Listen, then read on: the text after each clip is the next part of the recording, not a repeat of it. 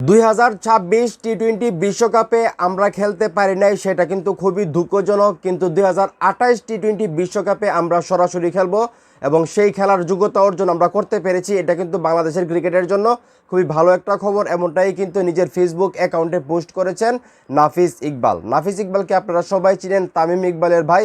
উনিও কিন্তু বাংলাদেশের জাতীয় দলে বেশ কিছুদিন ক্রিকেট খেলেছেন এবং উনি কিন্তু নির্বাচকের ভূমিকায়ও ছিলেন, বিসিবির একজন কর্মকর্তা হিসেবেও দায়িত্ব পালন করেছেন। এখন কিন্তু আসলে আপনারা সবাই জানেন, গতকালকে একটা নিউজ ভাইরাল হয়, আইসিসি থেকে জানানো হয় 2028 টি-20 বিশ্বকাপে বাংলাদেশ সরাসরি খেলবে এবং সেই বিষয়টা নিয়ে কিন্তু নাফিস ইকবাল ওনার ফেসবুকে একটি পোস্ট করেছেন, যেখানে উনি লিখেছেন, দুঃখজনকভাবে চলমান টি-20 বিশ্বকাপে আমরা অংশ নিতে পারিনি, তবু 2028 টি-20 বিশ্বকাপে সরাসরি খেলার যোগ্যতা অর্জন করা নিঃসন্দেহে একটি বড় সাফল্য। আমিও মনে করি 2028 টি-20 বিশ্বকাপে সরাসরি খেলা বাংলাদেশের জন্য অবশ্যই একটা যোগ্যতার ব্যাপার, একটা বড় সাফল্যের ব্যাপার। এখন এই মুহূর্তে যারা আমার এই ভিডিও দেখতেছেন, এই যে বাংলাদেশ 2026 টি-20 বিশ্বকাপ না খেলেও 2028 টি-20 বিশ্বকাপে সরাসরি খেলবে, এই বিষয়টাকে আপনারা কিভাবে দেখতেছেন, কতটা খুশি হয়েছেন সেটা অবশ্যই কমেন্ট করে জানাবেন। ভিডিওটা ভালো লাগলে অবশ্যই শেয়ার করবেন।